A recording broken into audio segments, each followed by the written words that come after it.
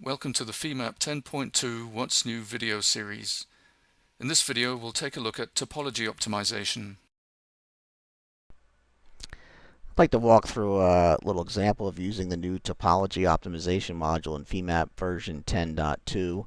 I've got this part here that kind of represents the outer volume for a little torque linkage.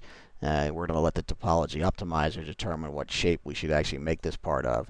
So first thing we'll do, it's a regular finite element model, so we're just going to take this piece, apply some constraints. And what I'm going to do is just pinned through the holes here and on the boss on the end where the torque load is actually going to get applied. So I'm going to go in here and just create a new constraint definition on surfaces and pick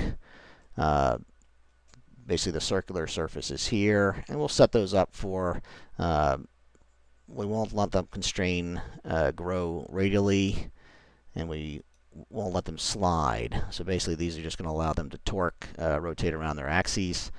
So there's our constraints. And let's go ahead and throw a load on here too. I'll say new, and I'll call this positive torque. What we're going to do is go in here and open up the load definition, create a new load definition on a surface, and we'll apply our torque load right there. I'll do a new, this is actually a torque load we added just a couple of releases ago in FEMAP, but we'll do 250 inch-pounds. And I'll say OK, and it asks me for a vector. What I want to do is do a global Y vector, and then I want to pick the center of that surface. So I can hit Control Z, brings up the standard coordinate box that has a method that's the CG of a surface. So I'll pick the CG of that surface there.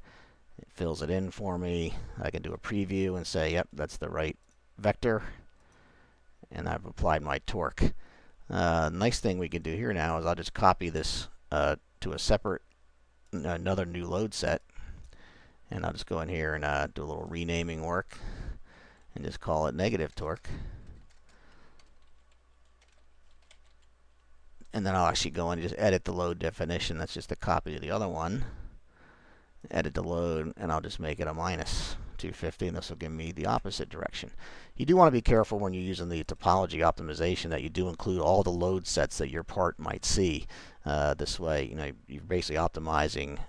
If you don't consider all the load sets, you could get some shapes that probably wouldn't be optimum for some other different type of loading. So you want to get them all in here. Since this is a torque thing and we've got everything set up, it's just going to twist one way or the other. Let's go ahead and mesh this.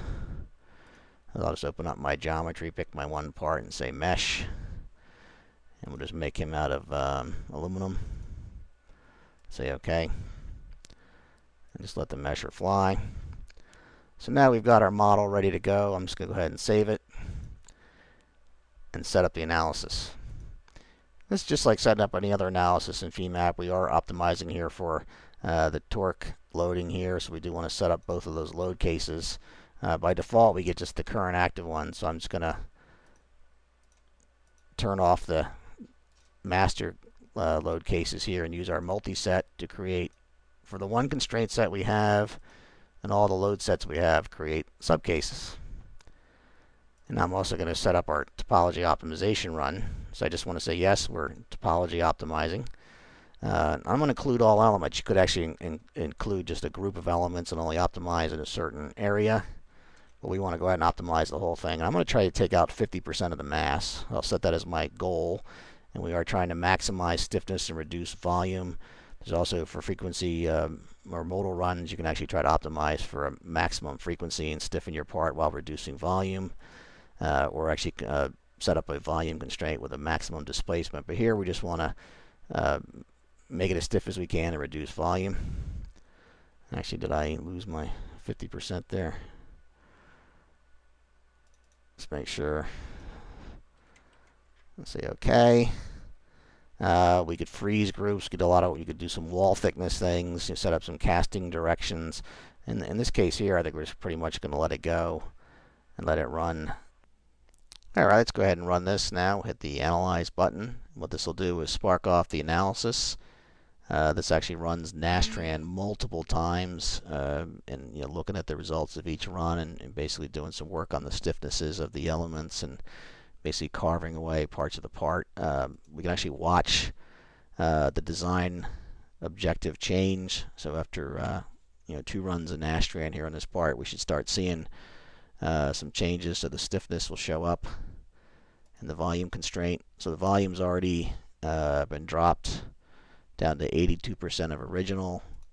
The design objectives, which would be the maximum stiffness, which the full part was this. It's basically keeping the part almost as stiff as it was.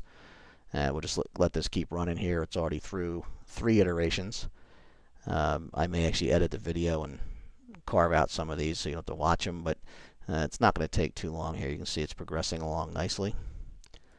Design objective is still maintained real well. We're still at 99.5% of the original stiffness.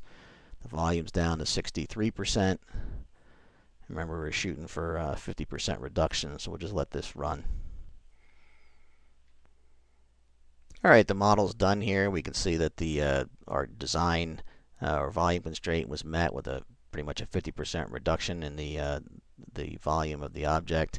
And the stiffness stayed right up there at 98.9%, so our model's pretty much as stiff as it was. I'm going to go ahead and shut this down. Now, the topology optimization, you got to remember, this is pretty much a recommendation for a design modification that will remove some mass from your part. So obviously the lugs here, we're not going to take them completely away. That just doesn't make any sense. But it looks like the middle here, we can certainly get away with it. And if you look up the inside here, you'll notice, let me turn off all the geometry. So we just have the mesh here. You notice it actually started carving in up the muddle. So it's actually suggesting to me design modifications should be to basically hollow this piece out, take off some of the edges here, and leave the rest of the part. So what we've done is we brought in here, these are plot-only elements in VMAP. They're just highlighted right now.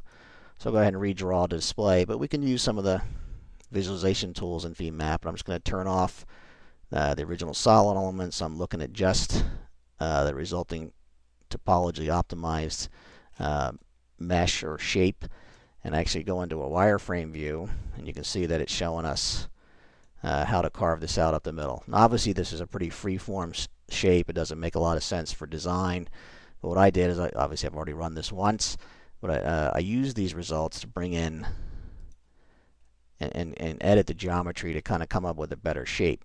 So you can see here, this kind of what you might do with the results here is say, it's telling me to hollow it out the middle, carve off the edges. A bunch of material here really wasn't needed, so my volume can be reduced a lot. We'll just do a little geometry check here. Let me turn my surfaces back on, go into a solid view. We can just do a quick mass properties on our solid here, and I can pick that solid and say OK. And I'm just going to put in the density as 0.283.